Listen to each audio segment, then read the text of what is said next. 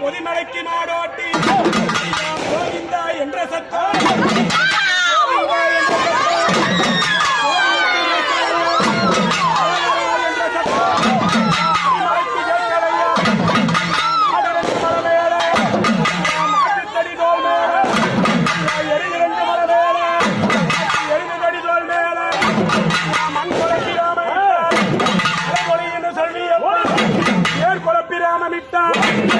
ஒரு நாள் முளைக்கும் மாய பெருமானே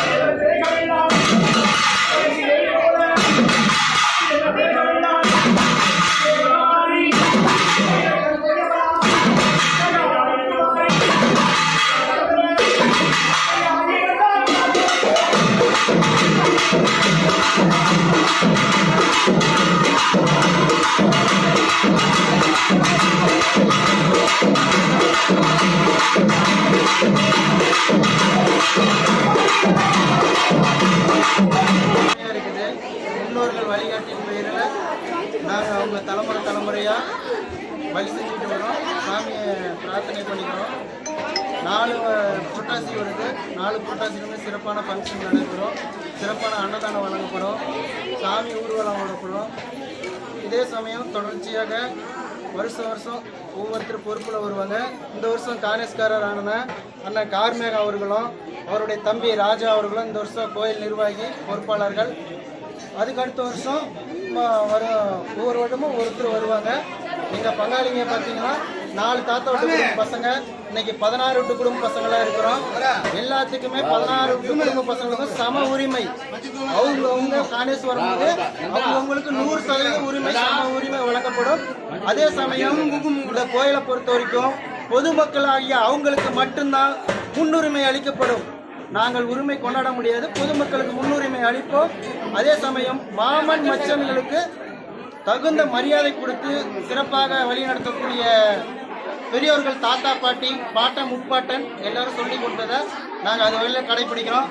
அந்த வழியில் இன்று அண்ணன் கார்மேகா அவர்கள் காணேஷ் அவர் சிறப்பாக கடைபிடித்த இது வரைக்கும் 52 பூஜைகளை செய்திருக்கிறார். வெகு சிறப்பாக ஒரு பூஜைக்கு குறைஞ்சபட்சம் சொந்த காசுல அவரும் அவர் தம்பியும் 10,000 ரூபாய் செலவு பண்ணிட்டு இருக்காங்க. இன்னைக்கு சாமி மரமண விரதம் அவருடைய சொந்த காசுல விருப்பப்பட்ட மக்கள் தரலாம். அவருடைய சொந்த காசுல ஃபங்க்ஷன் பண்ணியிருக்கிறாங்க. இன்னைக்கு ஃபங்க்ஷன் மட்டும் சுமார் 1 லட்சம் ரூபாய் ஆகும் என்பதை பெருமகிழ்ச்சியுடன் தெரிவித்துக் கொள்கிறோம்.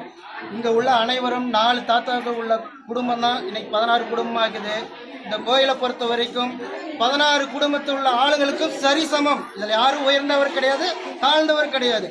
அனைவரும் மக்களையும் வரவேற்கக்கூடிய கோயில் தான் சென்றாய பெருமாள் திருக்கோயில் சேலத்தாம்பட்டி. இவர்கள் பழைய காலத்தை தலைமுறையாக இருக்கக்கூடிய மாமச்சன்கள். நமக்கு தலைமுறையாக ஆதி காலத்தில் மாமச்சன்கள் உள்ள சென்றாய கவுண்டர். இப்போ சிறப்பான அன்னதானம் வழங்கப்படுது. அதுவும் ஊர் பொதுமக்கள். அதன் தொடர்ச்சியாக மாலை 6 மணி அளவில் திருக்கோடி தீப பூஜை ஏற்றப்பட்டு சுமார் 7 மணி அளவில் அன்னதானம் வழங்கப்பட்டு சாமி திருவிதிகளெல்லாம் நிரமண வர இருப்பதால் ஊர் பொதுமக்களும் காணேஸ்காரர்களும் மாமன் மைத்துனர்களும் தவறாமல் கலந்து கொள்ளுமாறு கேட்டுக்கொள்கிறேன். என் பேர் சங்கர்.